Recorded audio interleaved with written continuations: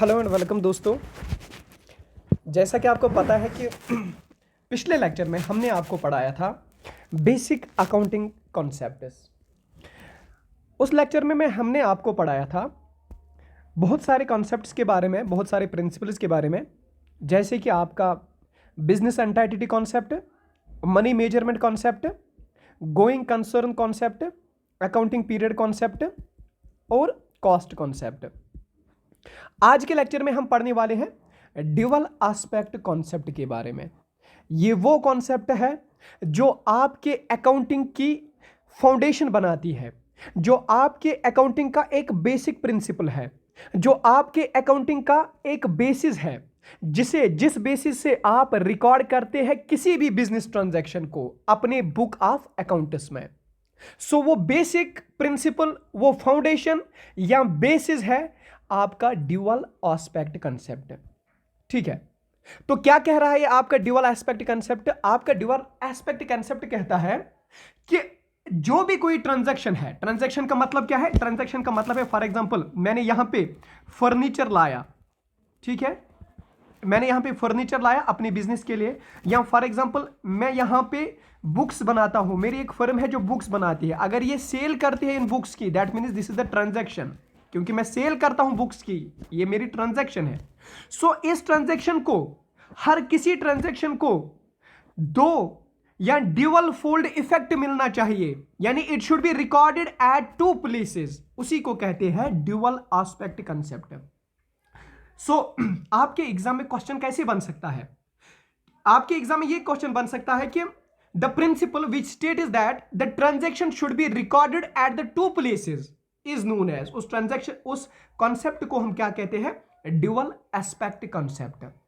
सो simple में हमने ये समझा कि ड्यूअल एस्पेक्ट कॉन्सेप्ट का मतलब होता है जब भी हमने किसी ट्रांजैक्शन को रिकॉर्ड करना होता है, हम उसे इस तरीके से रिकॉर्ड करते हैं कि ये हमें दो प्लेसेस पे रिकॉर्ड करना होता है, यानी दो अकाउंट्स बनते हैं इसके।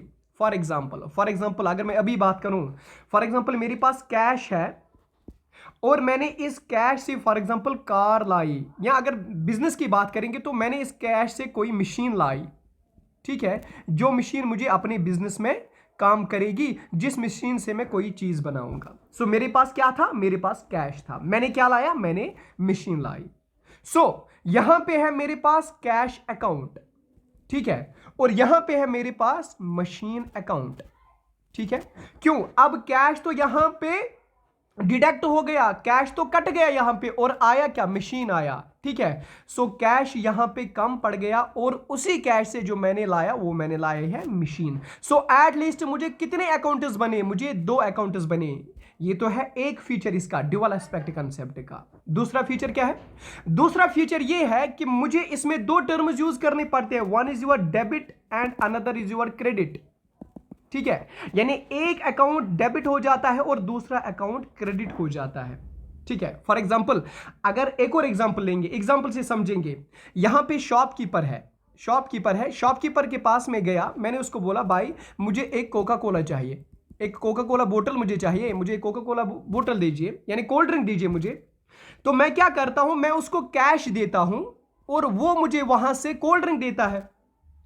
तो कैश उसको क्रेडिट हो गया, लेकिन ये कोल्ड ड्रिंक उसको डेट हो गया, ठीक है।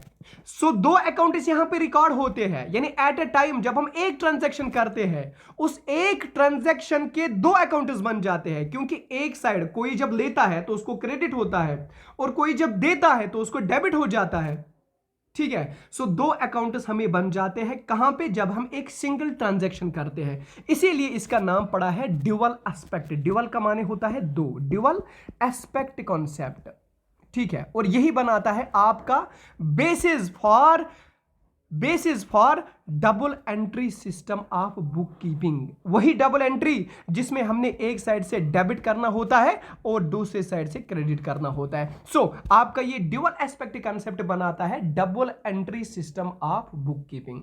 तो हमने अभी यहां पे समझा कि जो ड्यूअल एस्पेक्ट कंसेप्ट है, सिंपल में एक साइड से क्या हुआ? एक साइड से डेबिट हो जाता है और यही ट्रांजैक्शन दूसरी साइड से क्रेडिट हो जाती है, ठीक है। ये हमने समझी। लेकिन इसका रोल इतना ही नहीं है, इस ड्युअलिटी प्रिंसिपल का, इस ड्युअल एस्पेक्ट कॉन्सेप्ट का रोल इतना ही नहीं है। इसको हम एक्सप्रेस करते हैं एक फंडामेंटल अकाउंटिंग इक्वेशन से, और वो फंडामेंटल अकाउंटिंग इक्वेशन क्या है? Assets is equal to liabilities plus capital. बहुत चांसेस है इस क्वेश्चन को एग्जाम में आने के लिए कि assets is equal to liabilities plus capital. हम इसी चीज को अब एक्सप्लेन करेंगे कि ये ड्यूअल एस्पेक्ट कॉन्सेप्ट कैसे आपकी इक्वेशन को फुलफिल करता है। ठीक है, सो यहां पे हम समझते हैं, for example I am the owner of the business. मैं बिजनेस का ओनर हूं, तो मैंने यहां पे पैसे लगाए अपने बिजनेस फर्म के लिए, फॉर एग्जाम्पल 7 लाख रुपीज। ठीक है, तो ये क्या हुआ? This is my capital. So ये 7 लाख रुपीज मेरी कैपिटल बन गई। क्यों? क्योंकि जो ओनर इन्वेस्ट करता है उसको हम कैपिटल कहते हैं, और मैंने यहां पे 7 लाख रुपीज इन्वेस्ट किए, तो ये 7 लाख रुपीज मेरे कैपिटल बन गए। ठीक है, अब यहां पे एक कंसेप्ट हमें फिर से याद दिलाना है। एक जो बेसिक अकाउंटिंग प्रिंसिपल हमने पढ़ा था, वो पढ़ा था business entity principle, business entity principle या बिजनेस एंटाइटी कॉन्सेप्ट। उसमें हमने पढ़ा था कि बिजनेस का मामला जो है वो अलग है, बिजनेस अपना अलग है, और ओनर दूसरा बंदा है, ये अलग है। यानी ओनर और बिजनेस को अलग अलग करो, बिजनेस का मामला अलग है और ओनर का मामला अलग है। हालांकि बिजनेस को चलाता कौन है? बिजनेस को चलाता ओनर ही है, लेकिन यहां पे हमने बिजनेस को सेपरेट बॉडी में यहां पे ट्रीट करना होता है। अब इस ओनर ने क्या किया? इसने 7 लाख रुपीज किस में लगाए? बिजनेस में लगाए। तो बिजनेस में ये क्या बन गया? बिजनेस में कैपिटल बन गया। अब जब ये बिजनेस में कैपिटल बन गया तो बिजनेस क्या करेगा? बिजनेस यानी यही ओनर, लेकिन अब बिजनेस की बात चल रही है। फॉर एग्जाम्पल 3 लाख रुपीज यहां से उठाएगा और इसमें से गुड्स खरीदेगा, यानी ये गुड्स परचेज करेगा। इन 7 लाख रुपीज में 3 लाख रुपीज उठाए और उनमें हमने क्या किया? गुड्स परचेज किए। लेकिन मैंने 3 लाख रुपीज तो उठाए, लेकिन टोटल में मैंने गुड्स लिए 4 लाख रुपीज के, लेकिन पैसे कितने सिर्फ उठाए? पैसे सिर्फ 3 लाख उठाए। इसका मतलब यह हुआ कि मैंने 1 लाख रुपीज यहां पे, जिसमें 1 लाख रुपीज के जो गुड्स है वो मैंने एज ए क्रेडिट लिए, वो मुझ पर एज ए लाइबिलिटी है, वो मैंने क्रेडिट लिया। यानी मैंने टोटल जो चीजें खरीदी यहां पे, वो मैंने खरीदी 4 लाख रुपए में, लेकिन कैश कितना लिया इस बिजनेस से? सिर्फ 3 लाख रुपए। सो हम इसको यहां पे अरेंज करेंगे, अच्छे से समझाएंगे आपको। सो यहां पे कैपिटल कितनी थी? यहां पे कैपिटल थी 7 लाख रुपीज जो ओनर ने लगाई थी। ठीक है, और यहां पे अब एसेट क्या बना? यहां पे अब एसेट बन गया आपका कैश, जो 7 लाख रुपए यहां आपके बिजनेस में आया, तो बिजनेस में एसेट बन गया ना। बिजनेस में यही 7 लाख रुपए आपके कैश जो है ये आपका एसेट बन गया। ठीक है, सो कैश यहां पे बिजनेस में एसेट बन गया 7 लाख रुपए। अब मैंने क्या किया? मैंने 4 लाख रुपए के क्या किए? परचेज किए गुड्स। ठीक है, सो जो गुड्स मैंने लाए यहां पे परचेज करके, कितने पैसे में? 4 लाख रुपीज में। ठीक है, 4 लाख रुपीज में जो गुड्स मैंने लाए वो यहां पे मुझे एज एन एसेट बन गए। ठीक है, लेकिन गुड्स तो 4 लाख रुपए में लाए, लेकिन पैसे सिर्फ निकाले कितने? 3 लाख रुपीज। तो यहां पे मैं डिड्यूस करूंगा 3 लाख। ठीक है, 3 lakh rupees minus 3 lakh. Okay, अब यहां पे जब मैंने 4 लाख रुपए में यहां पे गुड्स परचेज किए, वो गुड्स भी तो मेरे एसेट बन गए, लेकिन 1 लाख के गुड्स मैंने उधार लिए थे। सो यहां पे मैं लिखूंगा लायबिलिटी, क्योंकि कल को मुझे ये वापस करने हैं ना उसे। मैंने तो उधार लिए था 1 लाख रुपए का माल। सो यहां पे मैं 1 लाख रुपीज क्या लिखूंगा? 1 लाख रुपीज यहां पे लायबिलिटी है। सो यहां पे कितना कैश लगा था? 7 लाख रुपीज, लेकिन निकाला कितना? अब 3 लाख रुपीज निकाले ताकि मैं चीजें खरीदूं। सो टोटल यहां पे अब जो कैश रह गया वो कितना रह गया? 7 - 3 इज इक्वल टू 4 लाख। ठीक है, सो टोटल रह गया 4 लाख, और 4 लाख का क्या रह गया? यहां पे आपका माल यानी आपकी goods. So 4 + 4 is equal to 8 lakh rupees. So ये हुआ आपके एसेट्स।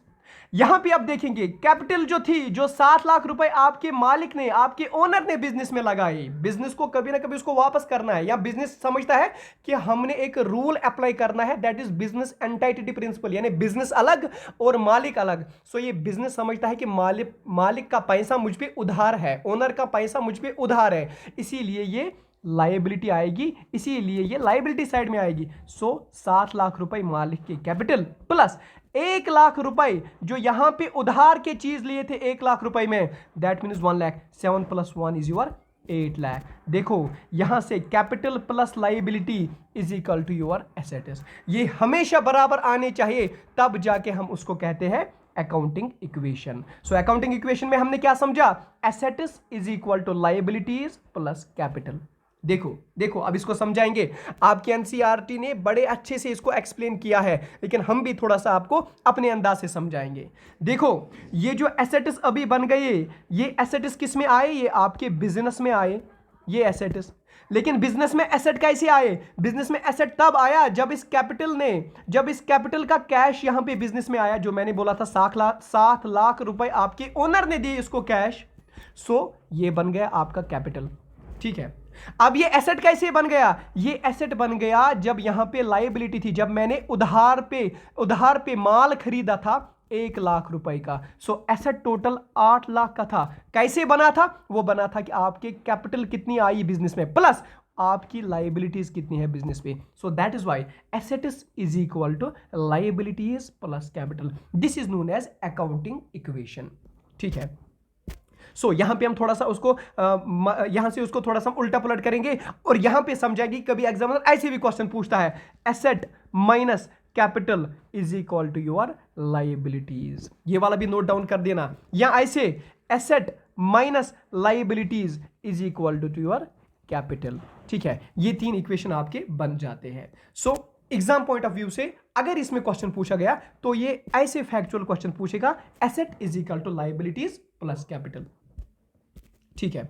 अब इसी लायबिलिटी को आपके एनसीईआरटी ने नाम दिया है क्रेडिटर्स इक्विटी।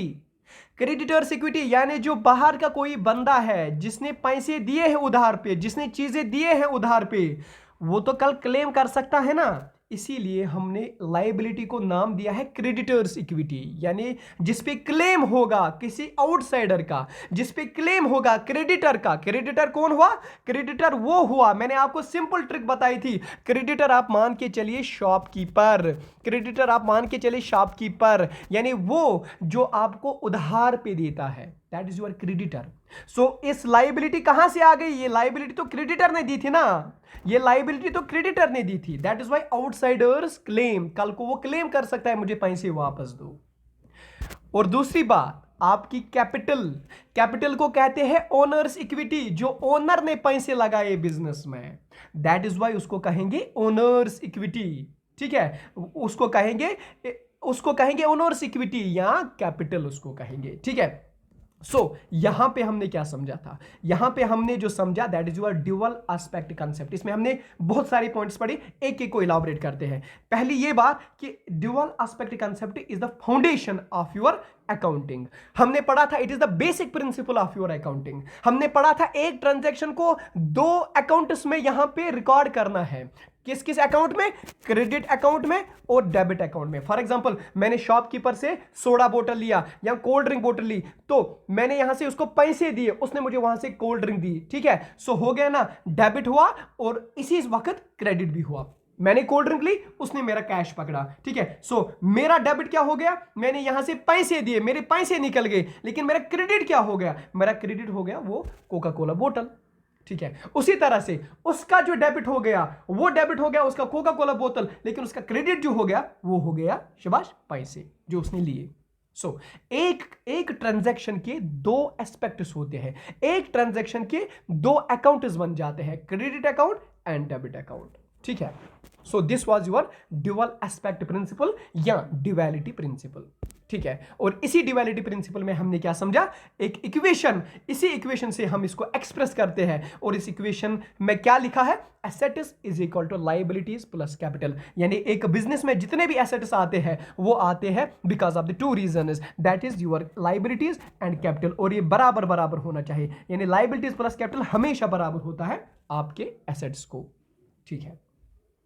और यही बन जाता है, यही प्रिंसिपल बन जाता है the core of the double entry system of accounting. जब हम double entry system of accounting पढ़ते हैं, दो तरह के सिस्टम्स ऑफ अकाउंटिंग होते हैं, one is single entry system and another is double entry system of book keeping, ठीक है। और भी बहुत सारे हैं जो इंटरमीडिएट आते हैं, लेकिन मेन तो दो ही है, that is single entry book system, single entry system of accounting, और दूसरा है double entry system of accounting. Single entry system क्या होता है वो हम आपको पढ़ाएंगे जब हम आपको कैश बुक पढ़ाएंगे, जब हम आपको पर्सनल अकाउंट्स के बारे में पढ़ाएंगे।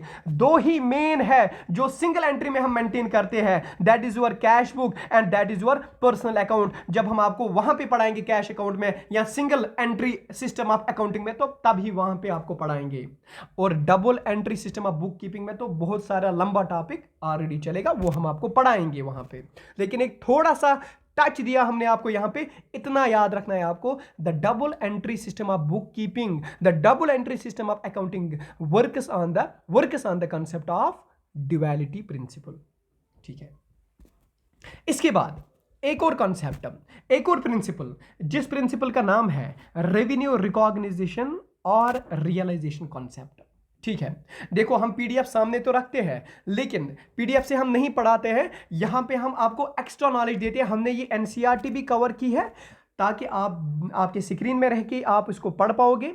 और दूसरी बात है कि हमने हाईलाइट की है, पॉइंट्स को हाईलाइट करके पॉइंट्स रखे हैं ताकि आप ज्यादा से ज्यादा समझ पाए इस चीज को, ठीक है। और बहुत सारी बुक्स का कंपाइलेशन करके हम आपको फिर पढ़ाते हैं। तो यहां पे क्या है, रेवेन्यू रिकॉग्निशन या रियलाइजेशन कॉन्सेप्ट, रेवेन्यू रिकॉग्निशन या रियलाइजेशन कॉन्सेप्ट जिसे आप कहते हैं। ओके सर, इसका मतलब क्या होता है रेवेन्यू रिकॉग्निशन या रियलाइजेशन कॉन्सेप्ट? देखिए आपकी एनसीईआरटी ने थोड़ा सा इसको कंफ्यूजिंग तरीके से बताया है, लेकिन हमने यहां पे आपके लिए इसको सिंप्लीफिकेशन से पढ़ाना चाहूंगा, ठीक है। तो क्या है इसका मतलब, रेवेन्यू रिकॉग्निशन का मतलब क्या है? रेवेन्यू रिकॉग्निशन का मतलब होता है, फॉर एग्जांपल से समझेंगे, आपने सेल किया, आप एक काम करते हो, आप उस फैक्ट्री में काम करते हो जहां पे आप पेन बनाते हो और बेचते हो, लोगों को बेचते हो। सो आपने sale of pen, for example sale of pen आपने किया, ठीक है, 50 रुपीज, आपने 50 रुपीज में पेन बेचे, सेल ऑफ पेन किया 50 रुपए में, ठीक है, ओके। लेकिन अभी ये जो है, जो आपने सेल की और बंदे ने ली, suppose I am the man, जिसने ये क्या किया, जिसने ये लिया, ठीक है, जिसने ये 50 रुपए के पेन लिए, लेकिन मैंने अभी तक आपको कोई भी पैसा नहीं दिया, नो मनी, यानी मुझ पे अभी भी क्रेडिट है आपका, मुझ पे कर्जा है, मुझ पे लायबिलिटी है, मुझ पे लायबिलिटी है। लेकिन अब यहां पे कंफ्यूजन आता है, सर ये जो ये सेल्समैन है, ये जो ये अकाउंटेंट है, क्या ये रिकॉर्ड करेगा इस ट्रांजैक्शन को? इसने तो बेचा चीजों को, सॉरी इसने तो खरीदा, सॉरी इसने तो बेचा चीजों को, यानी इसने दिया, इसने 50 रुपए के माल बेचे, यहां पे 50 रुपए के पेन बेचे, लेकिन अभी जो मैं हूं यहां पे मैंने उसको पैसे नहीं दिए। तो क्या इस मैन को, क्या इस अकाउंटेंट को, या क्या इस शॉपकीपर को यहां पे रिकॉर्ड करना है transaction? So the answer is yes. यानी जब भी आप चीजें बेचेंगे, फिर जाके उसी टाइम, चाहे आपने क्रेडिट पे लिया या चाहे आपने कैश पे दिया, आपको उसी टाइम वो ट्रांजैक्शन रिकॉर्ड करनी है, and that is called as your revenue recognition concept, ठीक है। अब दूसरी बात, फॉर एग्जांपल अगर मैंने यहां पे अब एडवांस दिया किसी को, मैंने एडवांस लिया है, पैसे मैंने एडवांस लिए हैं, ये एक कंपनी है, इससे मैंने पैसे एडवांस में लिए हैं, लेकिन मैंने अभी तक कोई गुड इसे नहीं दिया, मैंने अभी तक कोई चीज इसको नहीं दिया। सर क्या मैं इस ट्रांजैक्शन को रिकॉर्ड करूं? तो आपकी जो अकाउंटिंग प्रिंसिपल्स है वो कहती है नहीं, नहीं करना है। क्यों?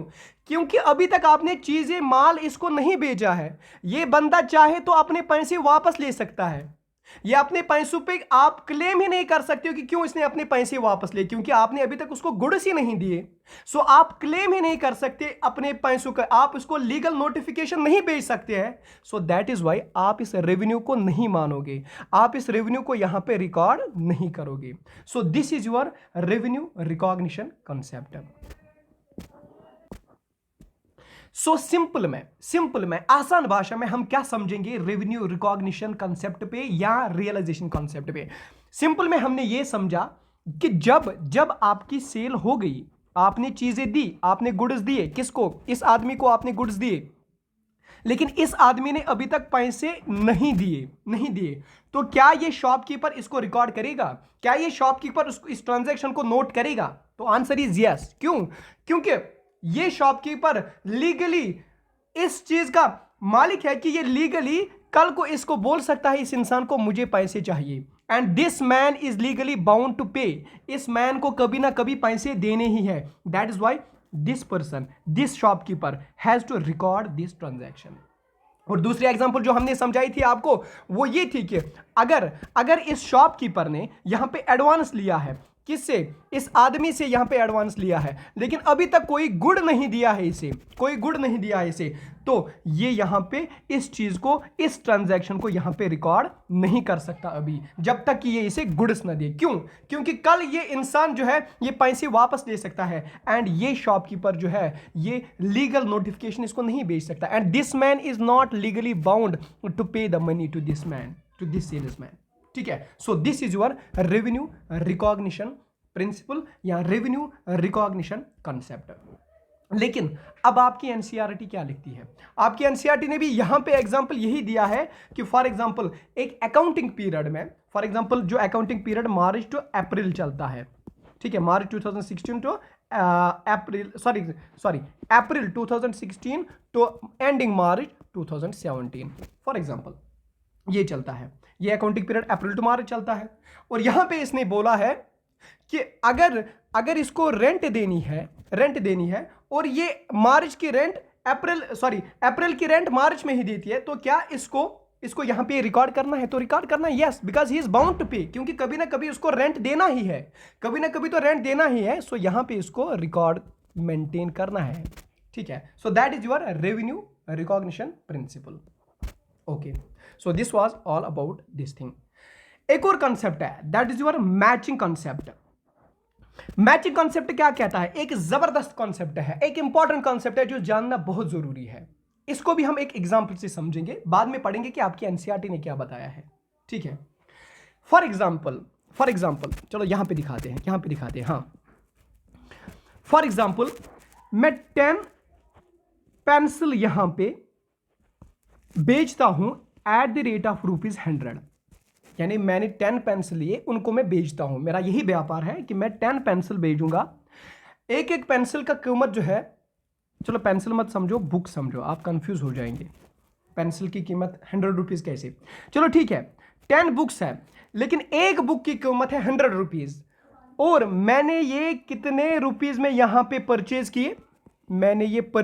मैंने ये खरीदे ₹1000 में। ऑब्वियसली जब एक बुक का कीमत है ₹100 तो 10 बुक्स हो गए ना ₹1000। ठीक है। सो मैंने यहां पे 10 बुक्स खरीदे ₹1000 में।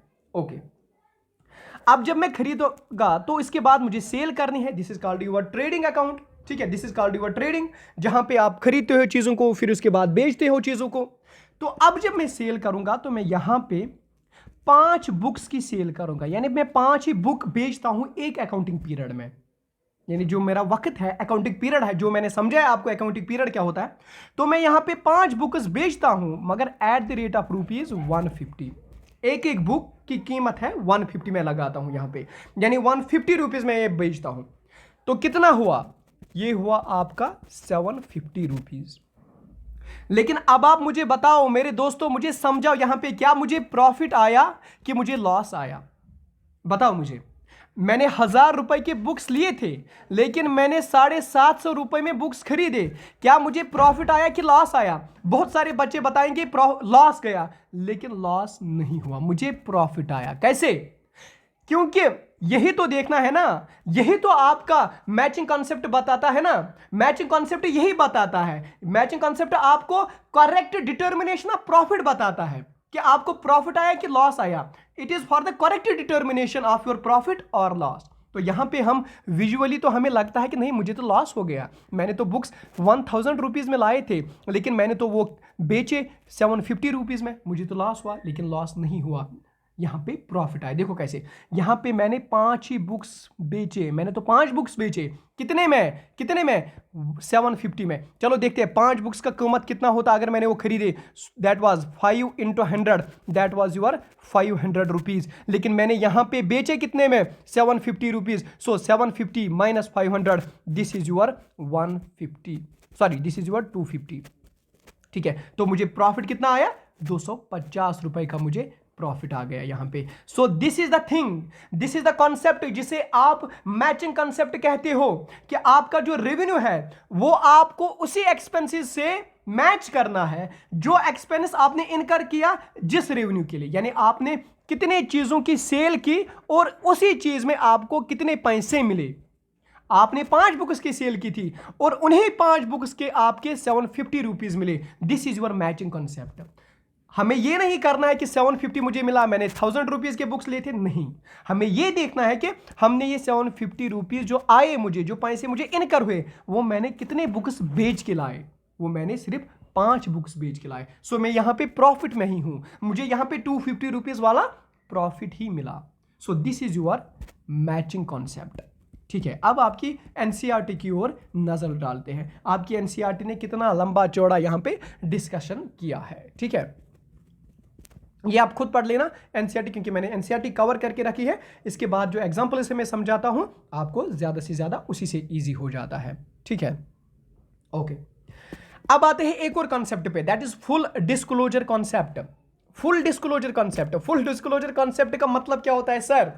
इसका मतलब होता है कि जो भी कुछ अंदर है ना वो बाहर निकालो, यानी जो भी कुछ छुपाया है ना वो बाहर निकालो। यानी इसका मतलब है ऑल फाइनेंशियल ट्रांजैक्शंस, जितने भी ट्रांजैक्शन आपकी कंपनी में हुए, आपकी बिजनेस फर्म में हुए, should be recorded in the book of accounting. ये आपको रिकॉर्ड होना ही होना चाहिए आपके बुक ऑफ अकाउंटिंग में। That is your called full disclosure concept. यानी जितनी भी मटेरियल इंफॉर्मेशन है वो आपको देनी ही देनी है आपके फाइनेंशियल स्टेटमेंट में, आपके बुक ऑफ अकाउंट्स में। और वो फाइनेंशियल स्टेटमेंट में वो होना चाहिए फुल इंफॉर्मेशन, वो होनी चाहिए फेयर इंफॉर्मेशन, वो होनी चाहिए एडुकेट इंफॉर्मेशन। यानी हर किस्म की इंफॉर्मेशन आपको देनी चाहिए अपने बुक ऑफ अकाउंट्स में, अपने फाइनेंशियल स्टेटस में, ताकि जो भी चाहे इंटरनल यूजर हो चाहे एक्सटर्नल यूजर हो वो जाके बाद में अच्छे से फाइनेंशियल डिसीजंस ले पाए।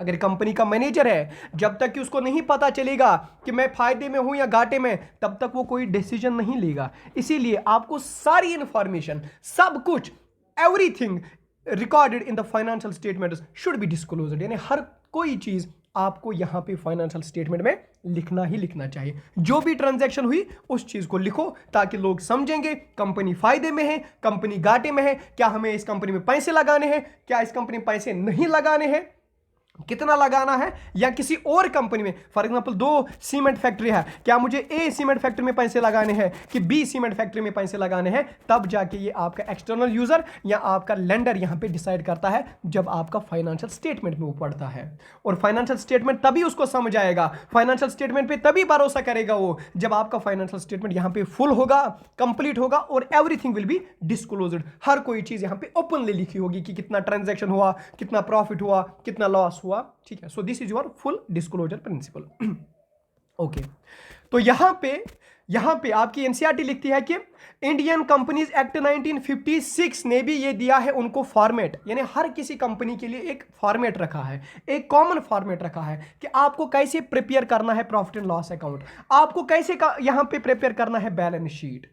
ठीक है, और उसी फॉर्मेट के अकॉर्डिंग हर कंपनी को, हर बिजनेस फर्म को, हर एजेंसी को यहां पे वो क्या करना है, उसी फॉर्मेट के अकॉर्डिंग फाइनेंशियल स्टेटमेंट बनाना है। ठीक है, ओके माय डियर फ्रेंड्स। और एक और बॉडी है जिसका नाम है सेबी। ठीक है, security exchange bureau of India, यही चेक कर लें क्या, यही है इसका नाम, SCBI, ठीक है। सो ये रेगुलेटरी बॉडी है, इसने भी इनको बोला है, हर किसी कंपनी को ये डायरेक्शंस दिए हैं, ये कंपनी को बताया है कि ये कंपलसरी है कि आपको हर कोई इंफॉर्मेशन डिस्क्लोज करनी है। यहाँ पे आपने कितनी ट्रांजैक्शन की है इस साल, आप घाटे में है, आप फायदे में है, क्या है आपका प्रॉफिट आता है, नुकसान आता है, क्या होता है, ये आपको हर कोई चीज यहाँ पे डिस्क्लोज करनी ही करनी है। एक और कॉन्सेप्ट है, that is consistency concept. Consistency concept क्या होता है? कंसिस्टेंसी कॉन्सेप्ट का मतलब होता है कि जब भी आप अकाउंटिंग पॉलिसीज बनाओगे या अकाउंटिंग प्रैक्टिसेस जो है आपकी, उसमें यूनिफॉर्मिटी होनी चाहिए या कंसिस्टेंसी होनी चाहिए। सर इसका मतलब क्या है, हमें समझाओ कंसिस्टेंसी का मतलब क्या है।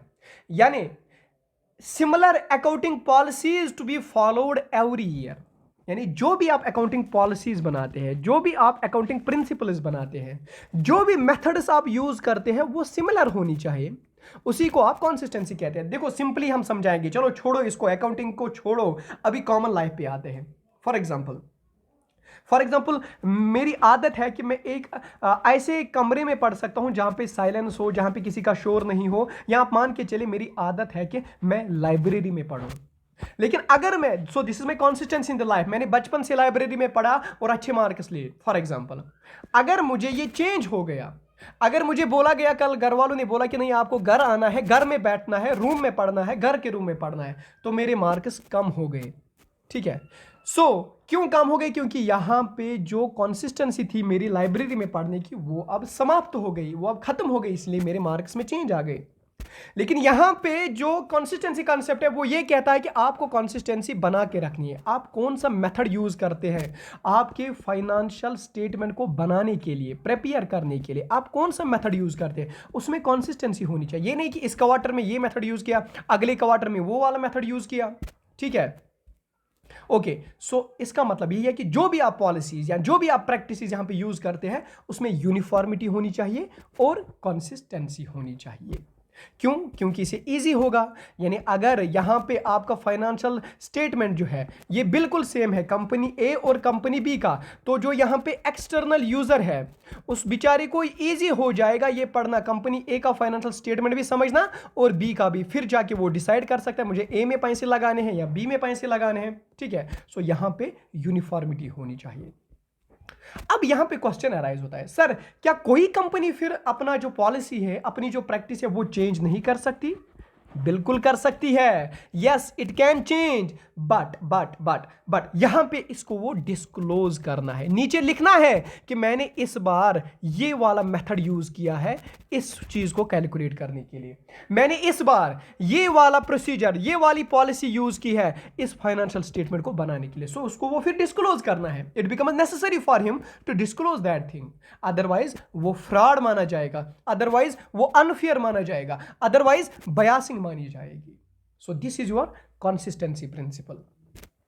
ओके, अब एक और प्रिंसिपल पढ़ते हैं, जबरदस्त principle, that is your conservatism principle. ठीक है, सो कंजर्वेटिविज्म प्रिंसिपल को हम एक और नाम देते हैं, दैट इज योर प्रूडेंस। याद रखना मेरे दोस्तों, इस पॉइंट को याद रखना, प्रूडेंस प्रूडेंस प्रूडेंस, क्योंकि बहुत चांसेस है इस क्वेश्चन को आने के लिए कि कंजर्वेटिविज्म प्रिंसिपल को हम क्या बोलते हैं, प्रूडेंस प्रिंसिपल बोलते हैं। ठीक है, या इसको आपकी अकाउंटिंग ने बड़े खूबसूरत अंदाज से लिखा है, it is the policy of playing safe.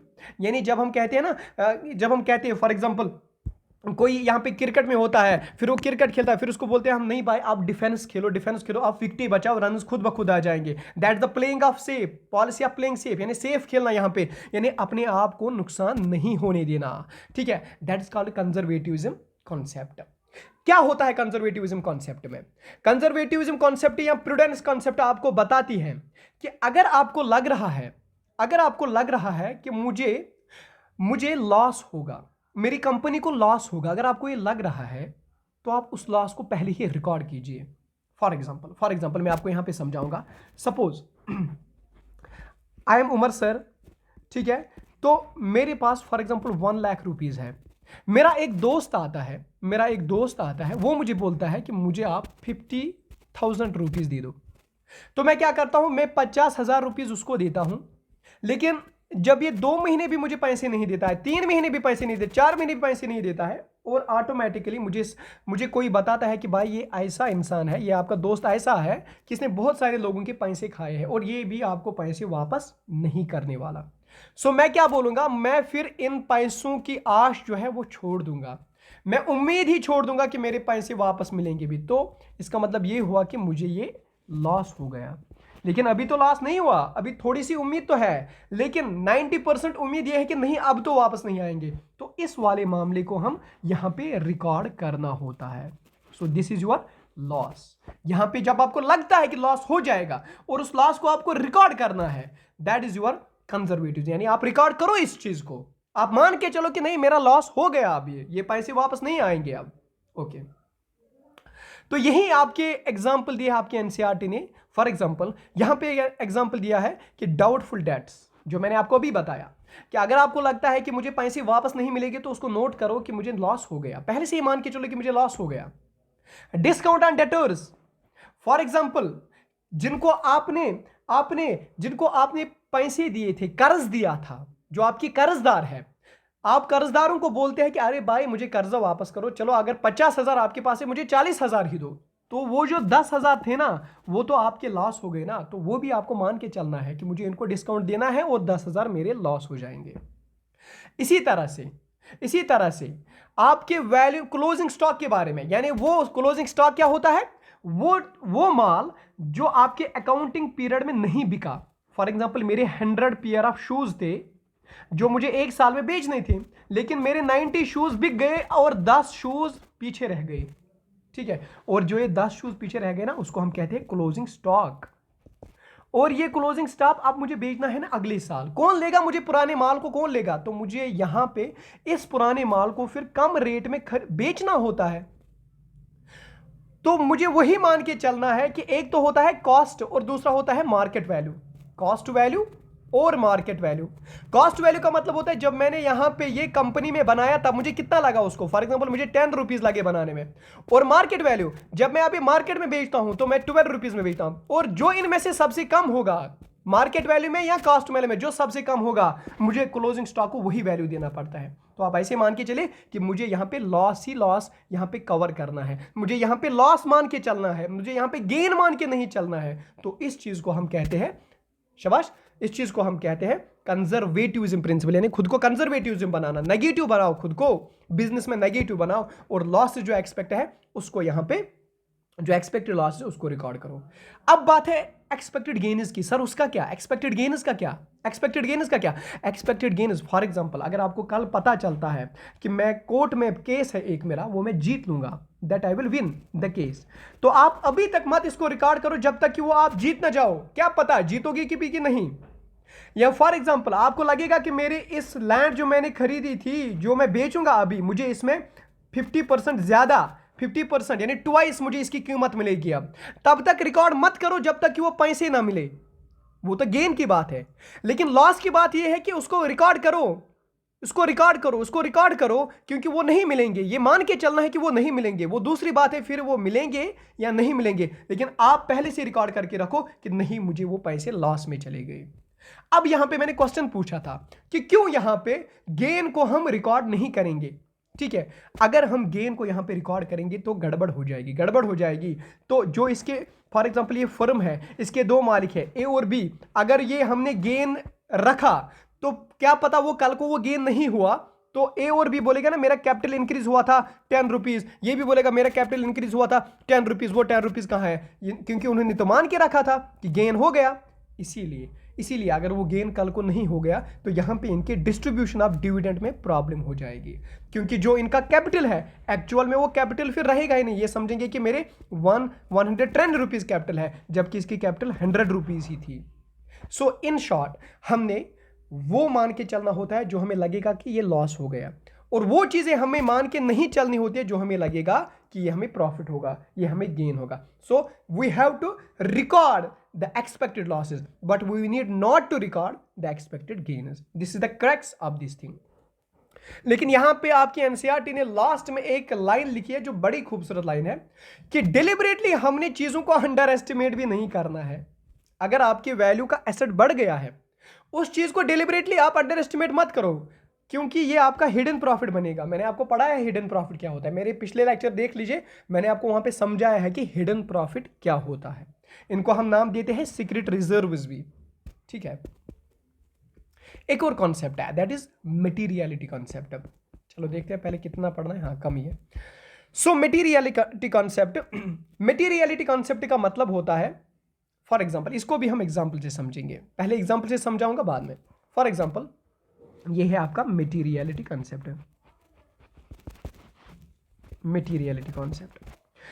For example मेरी एक शॉप है, फॉर एग्जाम्पल मेरी एक शॉप है, तो कल को मेरी शॉप में सलमान खान आता है, ठीक है। तो मैं क्या करता हूं, मैं शॉप को डेकोरेट करता हूं, मैं सलमान खान के लिए कॉफ़ी लाता हूं, कॉफ़ी विद उमर, ठीक है। मैं इनके लिए कोई और चीज़ लाता हूं, ठीक है। तो ये मेरे छोटे मोटे एक्सपेंसेस हुए अपने शॉप में, क्यों? क्योंकि सलमान खान आ गए, ठीक है। तो मटेरियलिटी कॉन्सेप्ट मुझे ये बताता है कि आप इन चीज़ों को अलग से मत लिखो। कितना लिखोगे यार, मेरा सलमान खान आया था, फिर मैंने उसको कॉफ़ी दी थी, फिर मैंने डेकोरेट किया था, उसके 5 रुपए लगे थे, इसके 10 रुपए लगे थे। तो अगर आप इन पिटी चीज़ों को, इन पिटी एक्सपेंसेस को कैलकुलेट करने बैठोगे, कैलकुलेट तो करना है, इनको रिकॉर्ड करने बैठोगे, तो ये बड़ा वॉल्यूमिनस बुक बन जाएगी, ये मोटी बुक बन जाएगी। कितना पढ़ोगे फिर, और कितना लोगों को पढ़ाओगे फिर, जब आप कल को इनकम स्टेटमेंट या फाइनेंशियल स्टेटमेंट लोगों को दिखाओगे। सो इन शॉर्ट ये जो है आपका मटेरियलिटी कॉन्सेप्ट, ये बोलता है कि आपको फाइनेंशियल इंफॉर्मेशन में बस मोटे मोटे पॉइंट्स दिखाने हैं। ये पिटी एक्सपेंसेस है ना, उनको किसी और चीज में एडजस्ट करो, उनको एक्सपेंसेस में एडजस्ट करो, और एक साथ लिखो, अलग अलग मत लिखो। बस बड़ी बड़ी चीज यहां पे दिखाओ, ताकि लोग जो इंफॉर्मेशन है वो इजीली इस इंफॉर्मेशन को पढ़े। हालांकि इंफॉर्मेशन आपको सारी डिस्क्लोज करनी है, लेकिन ये इंफॉर्मेशन जो पिटी एक्सपेंसेस है उनको मत लिखो अलग से, ठीक है। So this is your materiality concept, ठीक है। सो मटेरियलिटी कॉन्सेप्ट क्या हुआ फिर? मटेरियलिटी कॉन्सेप्ट इन शॉर्ट हम बोलेंगे, इधर इग्नोर, या तो इग्नोर करो इन चीजों को। फॉर एग्जांपल मैंने इरेजर लाए, मैंने पेंसिल लाए, मैंने स्केल लाई, फॉर एग्जांपल अपनी शॉप में, ताकि मैं यहां पे रफ कॉपी बना सकूं, ताकि मैं रिकॉर्ड कर सकूं। तो ये छोटे मोटे एक्सपेंसेस है ना, these are not shown as assets, उनको हम नहीं रख सकते एज एन एसेट्स, ठीक है। इनको हम ट्रीट करते हैं एज एन एक्सपेंस, यानी एक साथ जमा करो, या तो इग्नोर करो या तो एक साथ जमा करके इनको मर्ज करो, लेकिन सेपरेट मत लिखो, क्योंकि ये वॉल्यूमिनस बन जाएगी, क्योंकि लेंथी बन जाएगी। एक यूजर कितना पढ़ेगा फिर आपके फाइनेंशियल स्टेटमेंट को? तो it is known as your materiality principle, ठीक है। सिर्फ मटेरियल चीजों को लिखो और इममटेरियल चीजों को मत लिखो। This is your materiality principle, ठीक है, ओके। एक और concept, that's your objectivity principle. Objectivity principle बड़ा अच्छा कॉन्सेप्ट है और मजा आता है इसको पढ़ने में। देखो ऑब्जेक्टिविटी प्रिंसिपल क्या कॉन्सेप्ट क्या लिखता है। ऑब्जेक्टिविटी कॉन्सेप्ट आपको यहां पे ये बताता है कि आपको जितना भी ट्रांजैक्शन हो गया, यानी जो भी आपका ट्रांजैक्शन हो गया, फॉर एग्जांपल मैंने अभी मशीन खरीदी अपने बिजनेस, यानी सीविंग मशीन, मुझे अभी फर्म है जिसमें मैं कपड़े बनाता हूं, इसके लिए मैंने सीविंग मशीन खरीदी। तो मुझे इस सीविंग मशीन के साथ साथ जो कैश मेमो है ना वो भी लेना है, वो भी साथ रखना है, कैश मेमो भी साथ रखना, ताकि जो भी चीज़ें हो उस चीज़ का, जो भी ट्रांजेक्शन हुई उस चीज़ का एक सपोर्टिंग डॉक्यूमेंट रहे, एक एविडेंस रहे, एक रिकॉर्ड रहे, एक एविडेंस रहे और एक प्रूफ रहे, और कल को ये बयासिंग में नहीं आएगा। ऐसे समझेंगे या दूसरी बात ऐसे समझेंगे। फॉर एग्जांपल मैं यहां पे माल बेचता हूं, मैंने यहां पे बिस्किट दिया, बिस्किट बेचता हूं मैंने एक पर्सन को 5 रुपीज़ में बिस्किट दिया, लेकिन मेरा भाई आया जिसको मैंने 4 रुपीज़ में बिस्किट दिया। तो क्या ये सही है? ये गलत है, ये गलत है। अपने भाई को 4 रुपीज़ में बिस्किट दो और पराए लोगों को 5 रुपीज़ में बिस्किट बेचो। So this is not your objectivity principle, इसको नहीं कहते। ऑब्जेक्टिविटी प्रिंसिपल ये कहती है कि आपको जो भी ट्रांजैक्शन करनी है उसका एक ऑब्जेक्टिव मैनर में रिकॉर्ड रखो, उसका बियासिंग मत करो, और रिकॉर्ड कैसे रहेगा? जैसे जब कैश में बनाओगे, जब आप बिल बनाओगे, आपके पास भी रिकॉर्ड रहेगा, अच्छा इसको भी मैंने इतने रुपीज़ में दिया था, इसको भी मैंने इतने रुपीज़ में दिया था। सो यहाँ पे आपका एक तो पर्सनल बियासिंग नहीं होगी, दूसरा प्रूफ भी रहेगा, तीसरा यहां पे एक सपोर्टिंग डॉक्यूमेंट भी इसके साथ होगा, और चौथा अगर कल को आपको ऑडिट लगेगा, ऑडिट क्या होता है? ऑडिट होता है इंस्पेक्शन। जब कल को कोई इंस्पेक्शन करेगा, बोलेगा कि भाई बताओ आपकी प्रॉपर्टी इतनी कैसी है, आपको ये चीज़ें कहाँ से है, आप मुझे इस चीज़ का हिसाब दो, तो आप सिंपली क्या काम करते हैं, आप यहाँ पे डॉक्यूमेंट्स निकालते हैं, cash memo, voucher, bill, invoice, वो सारे उसको दिखाते हो, या चालान जितने जो भी है उसको दिखाते हो, और यहाँ पे हिसाब क्लियर हो जाता है। यह है उसका एक फ़ायदा। दूसरा फ़ायदा ये कि जो हमें हिस्टोरिकल कॉस्ट, जो मैंने बोला था कि हमने कल को दिखाना होता है कि मेरे एसेट्स कितने हैं, कि फॉर एग्जांपल मैंने यहाँ पे मशीन ली है 50 लाख रुपए की, इस मशीन के साथ एक मेरा उसका जो स्लिप होगा, जो यहाँ पे कैश मेमो होगा, वो इस मशीन के साथ होगा, और यहाँ पे मैं फिर कल को बताऊंगा कि मैंने ये मशीन 50 लाख रुपए में बेची थी। So this is your historical cost. So ये चीज़ भी यहाँ पे, यानी हिस्टोरिकल कॉस्ट को भी यहाँ पे ये बयान करती है। So historical cost becomes the basis of recording accounting transactions, ठीक है। So this was all about your objectivity concept. अब हम क्वेश्चंस करेंगे।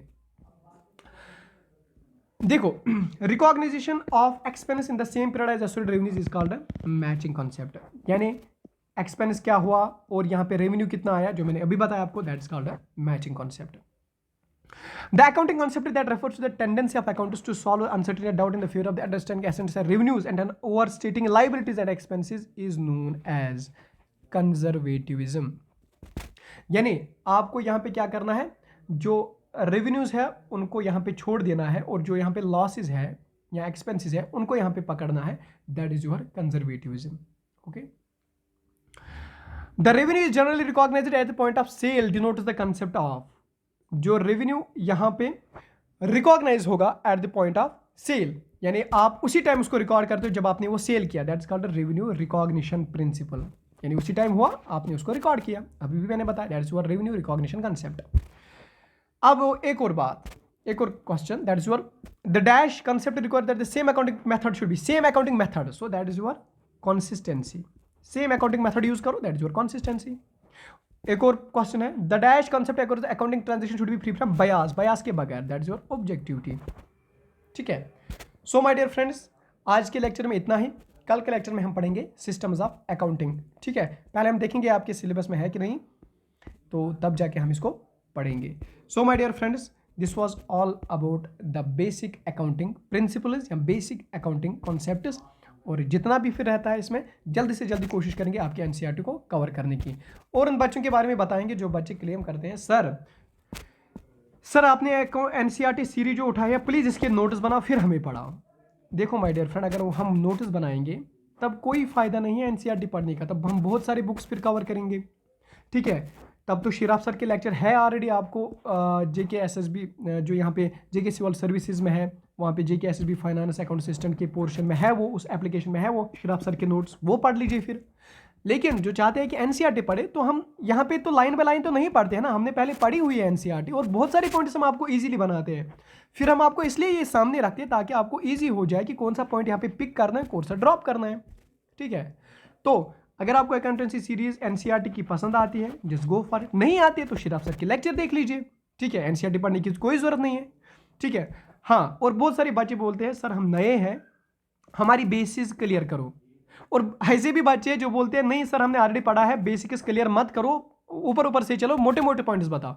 देखो सर, हमने दोनों चीज़ें कवर करनी होती है, दोनों स्टूडेंट्स का ध्यान रखना होता है. एक वो भी जो कल ही आया है, जो बेसिक्स चाहता है, और दूसरा वो भी जिसने बेसिक्स क्लियर करके रखे हैं लेकिन उसको आप कंसेप्ट और ज़्यादा ज़रूरत है. हम दोनों को यहाँ पे पढ़ाएंगे. ठीक है. हम वही कोशिश करके दोनों यहाँ पे सेटिस्फाई हो जाए, बेसिक्स वाला भी और ये जिसने ऑलरेडी पढ़ा है. So my dear friends, bye.